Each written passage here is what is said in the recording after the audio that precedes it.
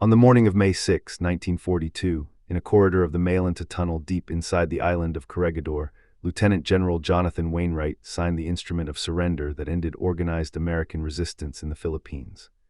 Around him sat Allied officers who had spent 4 months absorbing bombardment from Japanese heavy artillery across the bay. Outside, the Imperial Japanese Army had moved assault troops onto the beaches the night before, and by noon the last battery on the high ground had been silenced. Wainwright, under direct orders from Washington, committed roughly 75,000 soldiers and Filipino auxiliaries to captivity, ending the longest single battle in American military history up to that point. Few decisions in the Pacific War weighed more heavily on the United States in the years that followed. For nearly 3 years, the loss of Corregidor stood as the most visible scar on American prestige in the Pacific, a constant reminder that the archipelago's gateway to Manila had been pried open by Japanese forces who had once told their own troops that the rocky island at the mouth of Manila Bay would never be taken back. By February of 1945, that belief would be shattered, and the men who broke it did so by falling from the sky onto one of the most confined drop zones ever attempted in modern warfare. The island itself explains why this fight mattered. Corregidor is a tadpole-shaped piece of rock roughly 5 square miles in area, sitting at the entrance to Manila Bay about 26 miles west of Manila. Its position allowed heavy coastal guns to control the entire harbor approach, and from 1901 onward, the United States invested heavily in turning it into a fortress. Construction of major coastal batteries began in 1904 and continued into the next decade, with the largest emplacements designed for 12-inch and 14-inch guns. By the late 1930s, engineers had carved a complex tunnel system into the island's spine, including the famous Malanta Tunnel complex begun in 1922 and substantially completed by 1932, built by the United States Army Corps of Engineers using convict labor drawn from Balibid Prison in Manila. The main passage measured roughly 836 feet long by 24 feet wide, with 13 lateral galleries on the north side and 11 on the south, each averaging about 160 feet long. The laterals housed generators, latrines, a 1,000-bed hospital, fuel storage, command centers, and the office of the commanding general. When war came, the tunnels sheltered virtually the entire garrison from conventional air attack.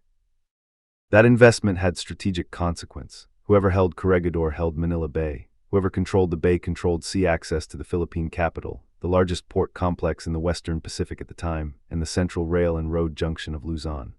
The Japanese High Command understood this in 1942, which is why General Masaharu Hama's 14th Army threw everything it had at the island in the spring of that year. The first wave of attacks opened on December 29, 1941, when Japanese heavy bombers began a systematic bombardment that would deliver more than 300 air sorties against the fortress over the next 4 months. Corregidor's batteries answered, but they were designed to fire out to sea, not inland. Once Japanese forces had secured the high ground on Bataan across the bay, the 18 heavy guns of Hama's artillery could be repositioned to shell the island from the rear, where the permanent fortifications were thinnest. Between January and April of 1942, American and Filipino defenders absorbed an estimated 22,000 shells from 37 batteries of 100 mm, 150 mm, and 240 mm howitzers. Combined with the air attacks, the bombardment killed or wounded a large share of the garrison and destroyed fuel, food, and medical stockpiles faster than they could be replaced. By the time the last organized American position on Bataan fell on April 9, 1942, Corregidor had already been reduced to a fragile shell. The landing on May 5, 1942, by some 600 troops of Hama's force, exploited tunnels that had been built not for fighting but for shelter, and the garrison collapsed within 24 hours. The surrender delivered nearly 12,000 American and Filipino troops into captivity on Corregidor alone, alongside the larger force on Bataan that had capitulated days earlier. The Japanese flag rose over the island's parade ground, and the Imperial Army set to work converting the American fort into an integrated defensive position. They supplemented the surviving American gun emplacements with their own mortars and howitzers, hollowed out additional fighting positions in the ravines and cliffs along the south shore, and stockpiled supplies for a siege they believed would never come. The belief was not irrational. In Tokyo, planners assumed that any attempt to retake the Philippines would stop at Manila. The geography itself seemed to forbid an airborne assault on an island so small, so rocky, and so heavily defended. The only flat area large enough for parachute operations, the high ground known as topside, was precisely where the Japanese had concentrated their strongest positions and artillery. The beaches, meanwhile, were fronted by cliffs and a current that ran at 3 knots through the South Channel, complicating any amphibious landing. Worse, the drop zone was already obstructed. The Japanese had flooded the parade ground and adjacent fields on the western end of topside, and had planted poles and ropes across the eastern end to entangle parachutes before they could be cleared. Engineers had also dragged light artillery pieces into the area to fire directly into any landing formation. American planners at MacArthur's 6th Army headquarters studied aerial reconnaissance photographs for months and concluded that a frontal airborne assault would invite disaster. Yet by early 1945, 3 factors had converged to make the operation both possible and necessary. First, the United States had returned to the Philippines on October 20, 1944, when General Douglas MacArthur waded ashore at Leyte and fulfilled the promise he had made at Taroi, Australia, in March 1942. The Leyte landings led to the Battle of Leyte Gulf, the largest naval engagement in history, and to the subsequent invasion of Luzon in January 1945. By February, American forces had secured a foothold on the Bataan Peninsula, recapturing the very ground from which Japanese guns had once shelled Corregidor. Second, the airborne techniques developed in the European theater had matured to a point where they could be adapted to Pacific conditions. Third, the American commanders had concluded that Corregidor could not be bypassed. Its guns threatened Manila Bay, and as long as 6,000 Japanese troops held the island, MacArthur's logistics for the final assault on Manila would be exposed to flanking fire and harassment raids. The Rock, as the island had been called since the early 1900s, had to be taken. The man chosen to take it was Colonel George M. Jones, commander of the 503rd Parachute Infantry Regiment. The 503rd had been activated as a parachute battalion at Fort Benning, Georgia, on August 21, 1941, and was one of 4 original parachute units raised before Pearl Harbor. By early 1945, it had fought in New Guinea, Nome Fort, and the southern Philippines, earning a reputation as one of the most reliable independent regiments in the Pacific. Jones understood the unit's capabilities in detail, having led it through some of the most demanding terrain in the theater. He was given command of a composite force built around his own regiment and the reinforced 3rd Battalion of the 34th Infantry Regiment from the 24th Infantry Division. The combined organization was designated Rock Force, and it would be supported by the artillery and engineer assets of the 24th Division and by the troop carrier and bomber wings of the Far East Air Forces. The plan that emerged in early February 1945 was unconventional in nearly every respect. Operation Plan Victor III, the final version of the assault order, called for the 503rd Parachute Infantry to jump directly onto the topside area of Corregidor at first light on February 16, 1945.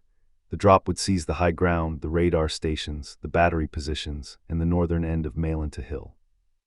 Simultaneously, the 3rd Battalion of the 34th Infantry would cross the 2,000-yard South Channel from the tip of recovered Bataan and conduct an amphibious assault on the island's south shore near San Jose, providing a second axis of pressure and a port for logistics. Once the 2 units were firmly established, they would push south, link up, and reduce the remaining Japanese positions through coordinated infantry assault, supported by air and artillery. The plan acknowledged openly that the drop zone was small, the defenders were dug in, and the margin for error was nearly zero. It was a calculated gamble, and every commander involved understood that. The supporting air operation was one of the most ambitious coordinated air-ground undertakings of the Pacific War. The 54th Troop Carrier Wing, led by the 317th Troop Carrier Group, was assigned the airborne phase. The 317th had been the lead troop carrier group for every major American airborne assault in the Pacific to that point, and was the first C-47 unit assigned to the theater. The wing's crews had begun low-altitude training over the Leyte and Mindoro strips weeks in advance, practicing tight formations at altitudes between 500 and 600 feet. The drop would require precise navigation, as the South Channel would not allow drift, and the small size of the drop zone, roughly 800 yards long by 300 yards wide, demanded tight stick landings. Once the paratroopers were on the ground, they would face the immediate prospect of clearing their equipment under fire from Japanese artillery already registered on the open ground. To soften the defenses, planners scheduled an elaborate pre-assault bombardment. Beginning on February 13, 1945, B-24 Liberators of the Far East Air Forces began a 3-day campaign against Corregidor's gun emplacements and pillboxes. The air strikes were followed by fire from the 149th Field Artillery Battalion and the 225th Field Artillery Battalion of the 24th Infantry Division, which had displaced guns to positions across the bay on Bataan. On February 14 and 15, this preparatory fire reached an intensity of more than 1,000 tons of high explosive and incendiary rounds, supplemented by napalm strikes on suspected troop concentrations. Naval gunfire from destroyers and the heavy cruiser USS Phoenix added to the bombardment. By the morning of February 16, observers reported that the island's southern batteries had been largely silenced, and the topside area had been churned into a churned landscape of craters, ruptured tunnels, and burning vegetation.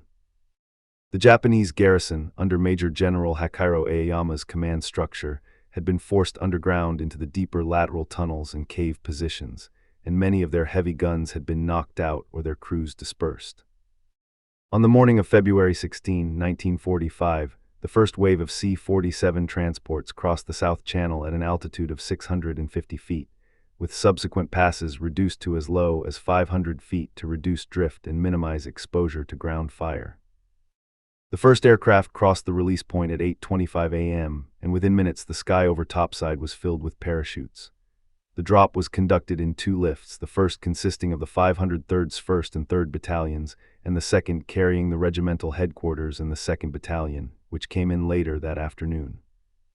In total, 82 C-47s of the 54th Troop Carrier Wing carried roughly 2,050 paratroopers of the 503rd Parachute Infantry onto the island, plus equipment, heavy weapons, and the supporting elements of the regimental combat team.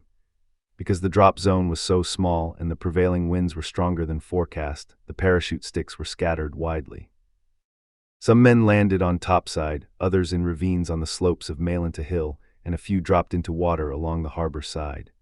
Several paratroopers were killed or wounded by Japanese small arms fire before they could cut free of their harnesses, and at least 3 paratroopers suffered injuries directly attributable to parachute landings on the rocky terrain. The Japanese reaction was immediate. As the canopies opened, defenders in slit trenches and pillboxes opened fire with rifles, machine guns, and mortars. The pre-registered Japanese artillery that had not been knocked out by the preparatory fire began ranging in on the drop zone.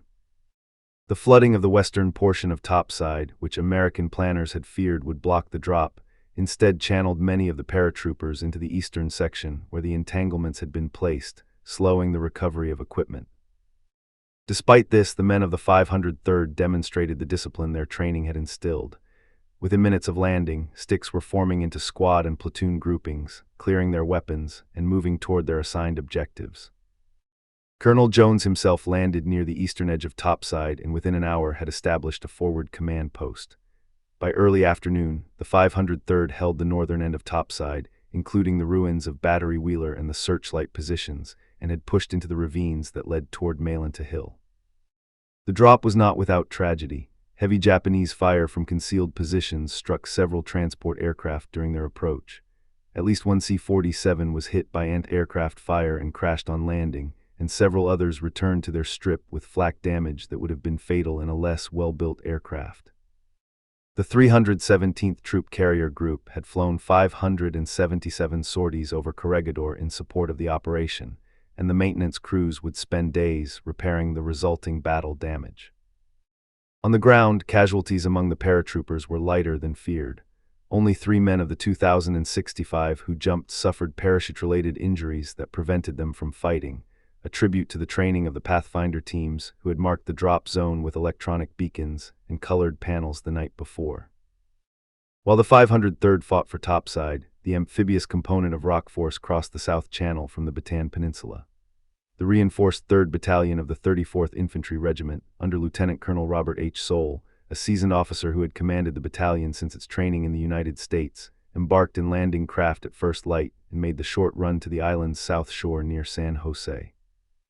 The landing was made under covering fire from the pre-assault bombardment and from machine guns and mortars of the 503rd, which had secured positions overlooking the southern beaches by mid-morning. The battalion went ashore at approximately 10:30 a.m., slightly later than planned because of current, and began pushing inland toward the cavalry and infantry positions on the south slope. Within 2 hours, Seoul's men had seized a beachhead roughly 300 yards wide and had begun the laborious climb up the cliffs and ravines toward topside. The southern landing immediately complicated the Japanese defense. Aoyama's command structure had anticipated an airborne assault on topside and had prepared positions to repel it, but the threat of an amphibious envelopment from the south forced him to commit reserves that might otherwise have contained the paratroopers. The infantry of the 34th Regiment met determined resistance in the ravines and caves of the southern slope. Japanese defenders had converted natural caves and tunnel openings into mutually supporting firing positions, and the fighting devolved into the close, brutal work of clearing caves with grenades, flamethrowers, and demolitions. Seoul's battalion suffered heavily in this phase. Of 1,598 men committed to the southern landing, the reinforced battalion would eventually record 264 casualties, a rate that reflected both the intensity of the fighting and the difficulty of the terrain. The 34th Infantry had already paid a heavy price in the Pacific, having suffered more than 90 casualties in a single day on Luzon in January 1945, and its experience in the cave warfare of the Philippines would prove essential in the days to come. By the end of February 16, the American forces had achieved the first objective of the operation. The 503rd held topside in the northern portion of Malinta Hill, and the 34th Infantry had established a beachhead and begun pushing inland. Jones's headquarters coordinated artillery fire from Bataan onto Japanese positions on the central and southern portions of the island, and airstrikes continued throughout the day and night. The Japanese garrison, deprived of its observation posts on topside and unable to use its heavy artillery effectively from concealed positions, began to fragment into isolated groups in the southern caves and ravines. Aoyama's command, which had numbered roughly 6,000 troops at the start of the operation, began a fighting retreat into the Malinta Tunnel complex, the same engineering work that had once sheltered the American garrison and now served as the last redoubt of the Japanese defense. The next 9 days were some of the most grueling infantry combat of the Pacific War. American forces advanced slowly south from topside, clearing pillboxes and cave positions one by one. The Japanese had used the years of occupation to convert the laterals of Malinta Tunnel into an underground fortress, with machine gun nests set into the tunnel mouths, mortars positioned in adjacent caves, and the entrances blocked with sandbags and demolitions. The 503rd pushed south along the eastern edge of Malinta Hill, while the 34th Infantry pushed north along the western edge. The two forces were scheduled to link up near the center of the island, but progress was measured in yards rather than miles. Japanese defenders, often led by junior officers who refused to surrender, conducted banzai charges and individual suicide attacks against American positions. The fighting was characterized by extreme close quarters, with grenades and flamethrowers used to clear caves and tunnels. On February 18, 1945, the forward elements of the 503rd reached the northern entrance of Malinta Tunnel, the same entrance through which Wainwright had been forced to march 3 years earlier. The engineers of the 503rd supporting units prepared demolition charges and flamethrower teams to reduce the Japanese positions inside. The decision was made to enter the tunnel complex, despite the obvious risks of booby traps and ambushes. On February 19, after 2 days of preparation, the 503rd began a systematic advance into the tunnel network. The fighting inside was extraordinary. The main passage, roughly 24 feet wide and 15 feet high in places, had been divided into defensive sections by the Japanese, with machine gun positions at the lateral tunnel mouths and demolition charges rigged to bring down the ceiling. American engineers, supported by infantry and tanks that had been brought ashore by landing craft, advanced through the tunnel under a hail of fire, clearing each lateral in turn. The defenders inside the tunnel included not only combat troops but also wounded and non-combatants, and the Japanese command structure was reluctant to allow them to fall into American hands.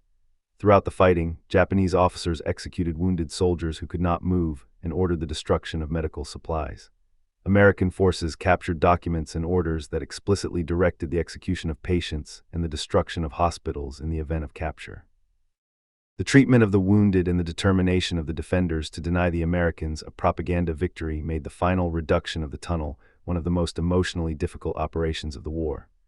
By February 22, the 503rd had advanced through approximately 2/3 of the tunnel complex, and the 34th Infantry had begun clearing the southern lateral tunnels. The defenders finally collapsed on February 26, 1945, when elements of the Japanese command structure emerged from the tunnel and offered to surrender under specific conditions. The negotiations were conducted through Japanese officers who had served on the original 1942 garrison and who recognized that further resistance would only result in the deaths of the remaining wounded and civilians. On the morning of February 26, Major General Aoyama, who had been wounded in the fighting, surrendered formally to Colonel Jones in a ceremony near the ruined middle loop of the Mail-into Tunnel. Of the approximately 6,000 Japanese troops who had defended the island at the start of the operation, roughly 4,500 had been killed and only 19 captured in the final assault. The remainder had died in the fighting or had committed suicide in the final days. The few wounded who survived were evacuated to American field hospitals on Bataan. The cost to the American forces was significant. ROK Force suffered 1,105 casualties out of 4,560 men committed to the operation, a rate of roughly 24%. Within that total, the paratroopers of the 503rd suffered relatively light casualties in the initial drop, but heavy losses in the subsequent fighting, with 38 killed and 153 wounded across the two lifts. The 34th Infantry bore the heaviest burden, with its reinforced 3rd Battalion alone suffering 264 casualties out of 1,598 men. Of the broader American force engaged in the operation, roughly 207 were killed and 684 were wounded. These numbers do not include the casualties suffered by the supporting units, including the troop carrier crews, artillerymen, and engineers who operated under fire throughout the operation. The recapture of Corregidor had strategic consequences that reached beyond the immediate tactical success. With the island back in American hands, the harbor defenses of Manila Bay could be reactivated, and the approaches to Manila itself were secure from flanking fire. The Japanese forces in the Philippines, already cut off from resupply by the American seizure of Leyte and the southern islands, lost their last major anchor in Manila Bay. Within weeks, MacArthur's forces would push into Manila itself in the Battle of Manila, one of the most destructive urban engagements of the Pacific War. The recapture of Corregidor also had a profound effect on American morale. The rock had been a symbol of American humiliation for nearly 3 years, and the sight of paratroopers floating down onto topside was reported on the front pages of newspapers across the United States. President Franklin D. Roosevelt had died on April 12, 1945, less than 2 months after the operation, and the success at Corregidor was one of the last major Allied victories of his administration. The men who took part in the operation were recognized with a series of decorations that reflected the scale of their achievement. The 503rd Parachute Regimental Combat Team received the Presidential Unit Citation, one of the highest honors the United States government can bestow on a military unit. Individual soldiers received Medals of Honor, Distinguished Service Crosses, Silver Stars, and Bronze Stars for actions that ranged from the destruction of Japanese pillboxes to the rescue of wounded comrades under fire. Colonel Jones, who had directed the operation from a forward command post on topside and had personally led assaults against several fortified positions, was recommended for the Medal of Honor, an award later downgraded under review but reflecting the extraordinary nature of his service. The 317th Troop Carrier Group received the Distinguished Unit Citation for its support of the airborne phase, and the 34th Infantry Regiment was decorated for its conduct in the amphibious assault and the subsequent fighting. The tactical lessons of the operation were studied carefully by both American and Allied planners for decades. The Corregidor drop demonstrated that parachute infantry could be inserted onto a small, heavily defended objective if the supporting air preparation was sufficiently intense and the troop carrier formation sufficiently precise. The operation also showed the value of combining airborne and amphibious assaults on the same objective, a pattern that would be repeated in later Pacific operations, and that foreshadowed the joint service approach that would characterize American military doctrine after the war. The engineering challenges of the operation, including the use of demolitions and flamethrowers in confined tunnel spaces, were documented in after-action reports that would influence American tactics in the cave warfare of Okinawa and the planned invasion of Japan itself. The decision to land on the South Shore simultaneously with the airborne drop, rather than as a follow-up to a secured topside, was widely studied as a model of bold joint planning. The strategic significance of Corregidor did not end with the February 1945 operation. After the war, the island was used as a processing center for Japanese prisoners of war and as a base for occupation forces. In 1946, a group of Japanese holdouts who had hidden in the tunnel complex for nearly a year emerged and surrendered to American forces, demonstrating the durability of the fortifications that had been built decades earlier. The Malinta Tunnel complex, in particular, was found to have survived the bombardment and combat of 1945 in remarkable condition, and American engineers inspected the laterals for structural integrity before converting part of the complex into a storage facility. The island itself remained under American military control for several years after the end of the war, and the ruins of the 1945 fighting remained visible across the landscape for decades. In the post-war period, the Philippine government worked with American veterans organizations to preserve Corregidor as a historical site. The Pacific War Memorial, designed by the American architect Franklin D. Briney and dedicated in 1968, was built on topside near the site of the 1945 parachute drop. The memorial features a rotunda containing a stone from the battlefields of Bataan and a mosaic depicting the fall of Corregidor, the Death March, and the return of American forces in 1945. The Malinta Tunnel complex was partially restored and opened to visitors, with the lateral tunnels converted into museum galleries containing equipment, weapons, and personal artifacts from the wartime garrison. The Philippine government designated the island as a national shrine, and in 2018 it was added to the tentative list of United Nations Educational, Scientific and Cultural Organization World Heritage Sites as part of the Corregidor Island and historic fortifications of Manila Bay. The engineers who had built the original fortifications could not have foreseen the role their work would play in the long course of the Pacific War. The Malinta Tunnel complex, begun in 1922 and substantially completed by 1932, was conceived as a defensive shelter, but it became, in turn, an American command post in 1942, a Japanese stronghold in 1943 and 1944, and an American objective in 1945. The same laterals housed American wounded in May of 1942 and Japanese wounded in February of 1945. The concrete and steel emplacements of Battery Wheeler, Battery Cheney, and the other coastal batteries had been designed to fire out to sea, and they had been used to fire inland against American positions in 1942. The engineering decisions made by the United States Army Corps of Engineers in the 1920s shaped the tactical options of all three combatant nations in the early 1940s. The return to Corregidor in February 1945 marked more than a tactical success. It marked the closing of a chapter in American military history that had begun with the surprise of Pearl Harbor and the subsequent loss of the Philippines. From the moment Wainwright walked out of the Malinta Tunnel on May 6, 1942, until the morning of February 16, 1945, the rock had stood as a reminder of the cost of underestimating an enemy. The Japanese had fortified it to withstand the worst that American firepower could deliver, and they had been convinced that no force could retake it. The paratroopers of the 503rd had fallen from the sky onto a target that other planners had called impossible, and they had held it long enough for the infantry of the 34th to come up from the south. Together, in the rubble of topside and the darkness of the Malinta Tunnel, they had demonstrated that the belief that Corregidor would never fall to counterattack was not a fact of geography, but a choice that the men who carried the rifles and manned the transports had refused to accept. The legacy of that choice endures in the records, the ruins, and the memory of the men who made it. The 503rd Parachute Infantry Regiment was deactivated after the war and reactivated later as a separate airborne regiment of the United States Army, carrying the lineage of ROK Force into the Cold War and beyond. The 34th Infantry Regiment, one of the oldest line units in the United States Army, returned to the United States in 1945 and was eventually reassigned to combat service in Korea and Iraq. The 317th Troop Carrier Group continued to operate C-46 and C-47 aircraft in the post-war Far East Air Forces, and its successor organizations inherited a tradition of excellence in troop carrier aviation that would shape American doctrine for decades. The artillery battalions that had fired from Bataan across the bay went on to support the final campaigns of the war in the Philippines, and the Far East Air Forces units that had bombed Corregidor for 3 days in February 1945 later flew missions over Japan itself in the final summer of the war.